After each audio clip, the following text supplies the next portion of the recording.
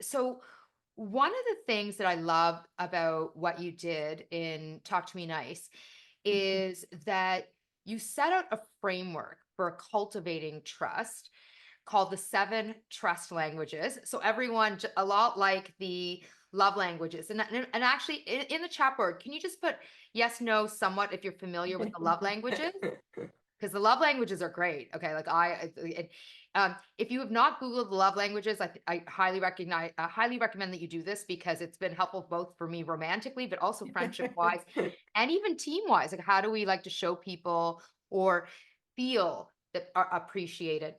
So, so in your book, you talk about the seven trust languages. Could you give us a breakdown of what are the seven trust languages? And why are they important for us as team members to like to understand our own trust languages, but also why is this important for leaders? Yes. So the reason why I wanted to root our conversations of, you know, inequity in trust is because trust is a global language. People on the call might not understand what it's like for me to tell you what it's like to be the only Black woman in the workplace, but what we do all ground at is when trust is present and when it's not there. We all have that universal feeling. It's a feeling that we all have, right? If you're in Tokyo, you want trust. If you're in North Dakota, you want trust. If you're in Toronto, you want trust, right? We all want it, and we all know again when it's present, and we all know when it's not. And so, I wanted to be able to root a conversation in humanity and dignity. And oftentimes in the workplace, just like in our platonic relationships, we want to be able to trust somebody that they care about us, that they have our best interests at mind. And our cultural zeitgeist, to your point, is the five love languages. Many of you can think right now, oh, I'm an acts of service person, or I'm a words of affirmations girl, right?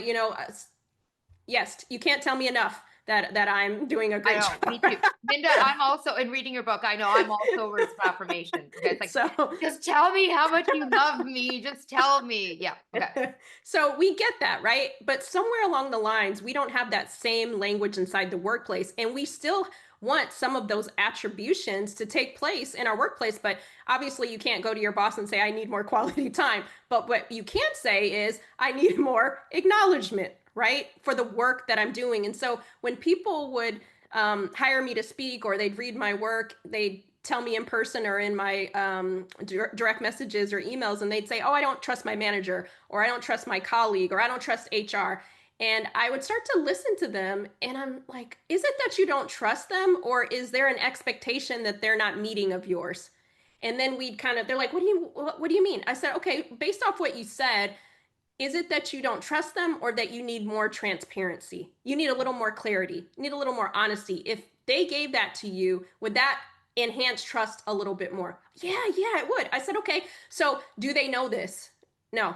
What if you, so is it a trust issue, or is it a communication crisis? And I wrote this book because I'm like, okay, we're expecting something of people that they're not even aware potentially that we even need more acknowledgement, right? And so the seven trust languages, and maybe you can think about it in this way too when you're thinking about what is it that I need from the people that I work with? Is it that I don't trust them, or do I need them to be a little more culturally sensitive right now? If they wouldn't tell that joke or say that thing, then I could trust them a little bit more. And again, I'm hoping that we fill this expectation gap. So if I'm constantly giving you feedback, but what you really need from me is follow through, if I knew that, then 9 times out of 10, I could probably give that to you, right? But if we don't have the conversation, then I'm just spinning my wheels and I'm creating a narrative that may or may not be true. So, the seven trust languages. Number one is transparency, that clarity and honesty. Number two, security, that physical, emotional, and intellectual safety and belonging. Number three, demonstration, doing what you say, role modeling it, right?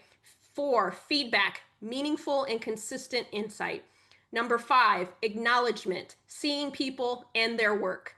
Number six, sensitivity, being mindful of our words and behaviors and the impact they might have.